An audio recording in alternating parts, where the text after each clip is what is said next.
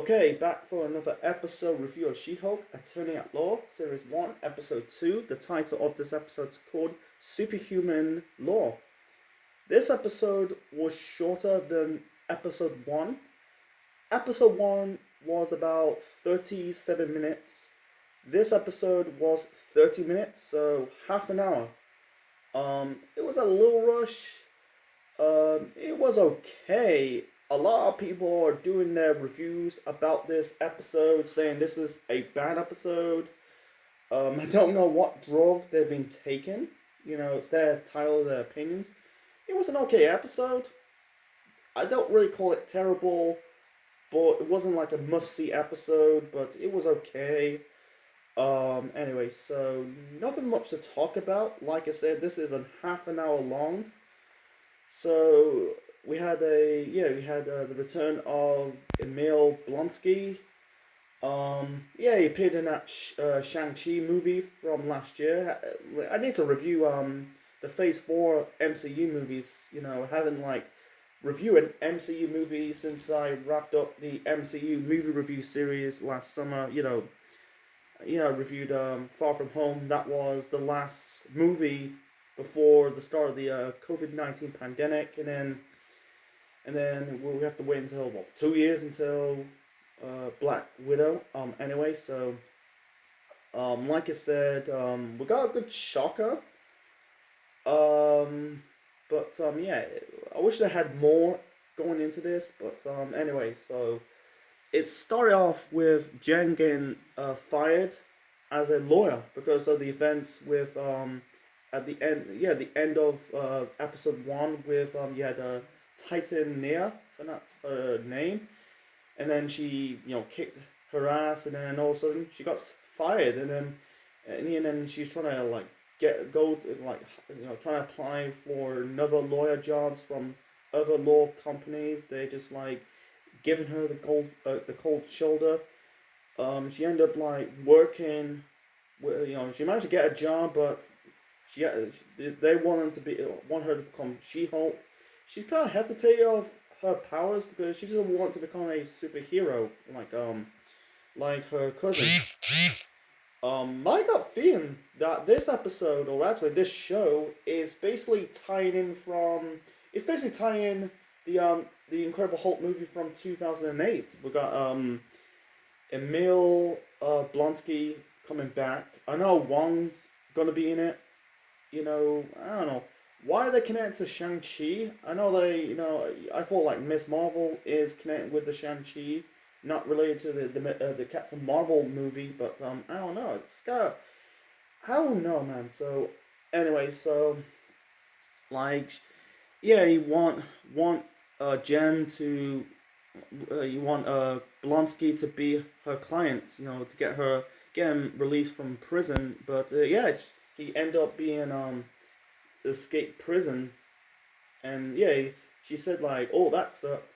Anyway, so there's one scene they're in the bar. This guy called Dennis said about it's was it unsportsmanlike of debuting your superpowers to do some publicity stunt, and I think he said how do you get your superpowers, and Jen says, I don't feel like talking about it, and Dennis says, was it nepotism? I knew it. And then I think Nikki, Jen's best friend, Bessie, said, Dennis, take a lap, and then Dennis says, there's a girl over there I'm gonna talk to. And also I thought it was Dennis showed up minutes later. It was some other guy giving Jen a welcoming basket, giving her a mat to the best bathroom for pooping. What the fuck? Anyway, so you can tell Jen, my gut feeling Jen's gonna embrace being they call her the She-Hulk. She said in the end of episode 1. I don't think I mentioned it. I'm gonna mention it right now. Jennifer Walters, Attorney at Law, but Bruce said She-Hulk, Attorney at Law. That's the name of the title of the show. It's shit. Breaking the Fourth referenced their own show. That's holy crap. But anyway, so they introduced Jen's parents, and Chad, yeah, Chad like said, "Hi, Did you got fired from the job?" And call it Chad. Yeah, I think they kind of flesh out like Jen's like family, like in the post credit scene we're gonna talk about right now. Like you had Jen kind of like helping around the house. You had her dad and Chad, not Chad. Sorry, my apologies. They're kind of arguing because they're trying to like set up, pulling. I think it's have to do with the wheel, pulling the wheel in the car. Jen's living it, and like her dad and Chad, like arguing. Oh, you're doing the wrong way, and then seeing and Jen's basically helping, like setting up the was it the plasma screen TV and holding like bottles of, not balls but like waters, like a water dispenser. But it was okay. Post credit scene. It's not leading anything. It's not tying what's gonna happen next. Like I like the first episode's post credit scenes. It's all about is Captain America's a virgin? But anyway, so they're in the dinner. They're in the dinner scene. Dinner. They're having dinner. In this early parts of this episode. Yeah. Her mom said about like giving her I think it's like Yusef who owns a coffee shop. Her phone number, and then Jen says, "Don't give my phone number to strangers." They always talk about Hawkeye. Is this Hawkeye guy? What's he gonna do with his arrows? Does he does he picks it up after he's done using them or something like that? It's funny, like in I watched the She-Hulk show, not She-Hulk show, the Incredible Hulk animated series. Jen, basically Jen went to her parents, and her parents are shocked. Her dad was voiced by Stan Lee, the late great Stan Lee. It's like, I know Stan. It's very funny that we never saw a Stanley cameo. Yeah, I don't know. He died. You can still you can have a Stanley cameo. You can see her. You probably have like a statue or poster of Stanley. You don't, no, he's not around with us, but he's no longer with us. But you can still. So it's funny that I think the last Stanley cameo was, I think it was Endgames. I think that was Endgames.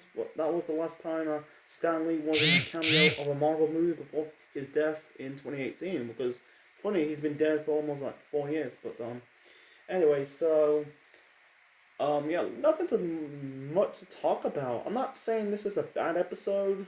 I don't think it's boring. I don't think it was boring, like boring. It was kind of like rushed. I wish they had more minutes, but anyway, so let's talk about Blonsky. Blonsky, yeah, we haven't sold the character. I haven't really seen that Shang-Chi movie yet. It's on Marvel Plus. I need to I need to review Phase 4, man. I'll do it next year because I haven't really, I need to go back and review some Star Wars movies. I haven't really reviewed that. I haven't reviewed the prequels yet. It's been months. Folks. But I'll do that after I'll be on holiday. But anyway, so you can tell this movie is tying in. I know like there's rumors that this show is setting up Will Hope. That they need to do it. I don't know it's part of Phase 5 or Phase 6, or are they gonna make it as a show? If they make it as a show, I prefer just make it as a movie because I want to see that because Mark Ruffalo is good. But yeah, I think they're setting up. I think the show is setting up two things. Set up the World War Hulk. If they're gonna, I think it's a potential future project they're gonna do. And the second half, this is tying in the Incredible Hulk movie from maybe. I think it's maybe tying the Incredible Hulk movie from 2008. It's been 15 years since since that movie came out. Since it came out on cinemas. It's been 15 years since that movie. I reviewed it last year. It was okay, but yeah, we're not gonna see Betty Ross. And I don't know. We're not gonna bring. Yeah, I don't know who's gonna play Betty Ross. I think it's gonna be you had Liv Tyler. Was it Liv Tyler? You had Jennifer Connelly playing Betty Ross, but I don't know. But let's talk about ML Blonsky. Blonsky says like, "Oh, I moved on. he said about like I've been pumped with the super serum. Um, I could be I they he said about I've been feeling nice and Captain America, Hulk, they see good in him. And anyway, so he said like I could be Captain Bloody America, but I don't know if he didn't got used the super serum because the two guys or three no, I think it's three. It's Steve, Walker, maybe Bucky because he was a super soldier, but I don't know, man. But my gut feeling that he's gonna be Abomination somewhere in this series. Um, anyway, so he's basically. I think he wants. He said like I moved on. Wants to moved on, and then yeah, Jen calling Bruce said about like I thought like don't like yeah it brings up the Harlem the fight scene from the 2008 Hulk movie, but yeah he said about oh I had you give me a peace letter, they're kind of like maybe on good terms, but yeah I think that's a shocker. Blonsky breaking out in prison. He's the main villain. I don't know about this Titan Nia, and that's her name. I think her and Blonsky gonna like do a partnership. We're not gonna get. I think it's also the one shocker about this. You had Bruce riding on a spaceship, and that golden purple spaceship. Something about I can't help you, and I gotta fly, I gotta go. It's that spaceship caused the car crash. It's funny that it's funny. That's a shocker. Bruce riding this like spaceship, and that spaceship caused the car crash. That make and Bruce's blood dripped into Jen's arm, and she became the She-Hulk. It's like, this is like not. This is not adding up. Is it really Bruce driving that spaceship? Like this is not making any sense. Yeah, and also, yeah, he said, yeah, go back to the letter. He said, like, Blonsky sent me a letter a few while back, because the Incredible Hulk movie was 2008. This show is years after the blip, and I don't know. This is what 2024. It must be 2024 because 2023. I don't know. This is it's very confusing about the MCU timeline because not far from home. Homecoming basically fucked up the timeline. So it's very confusing. I don't know what day this year the show is. Probably I'd say 2024, 2025. This is about and this movie is about probably a decade and a half. So yeah, I can see Blonsky is the main villain. So anyway, so yeah, nothing much to talk about. Yeah, there's nothing much to talk about. It's not like this episode was crap. It wasn't. It was okay. Like I said, I wish they had more minutes. And that's all they need to do. I think people are gonna go harsh. People go harsh about this episode. I give it a chance. Wasn't bad. Wish they, like I said, I wish they had more minutes. Flesh out more of the episode. But yeah. There's, I could see, and also I think this movie's also going to start the next Avengers movie. Or they need. I need to address doing about Phase 5 and Phase 6 of the MCU. Because like Bruce is part of the original Avengers because the three survivors of the original Avengers are still around. That is Bruce, Thor, and Clint. Because Tony's dead. My gut feeling that Steve died, and old man Steve, because the rumors like Chris Evans wants to come back as Captain America. Well, makes no sense because Sam is taking up the mantle. Natasha's died, so I don't know. Fury, you can say Fury's part of the original Avengers from a decade ago, but we haven't saw Nick Fury since Far From Home. I don't know what happened to Samuel L. Jackson. I heard he's in it. because they're doing that Secret Invasion show. Don't know I think it's next year. You know, yeah, I need to talk about the next movie, the next Disney Plus MCU shows.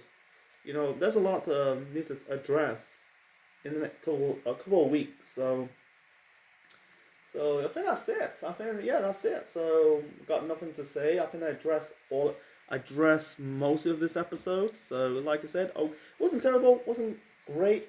It was okay. It's really funny. This is the only episode without any action scenes. Not really, because in the first episode you had the fight between Bruce and Jen. I think this episode's focused on storytelling, like with Miss Marvel.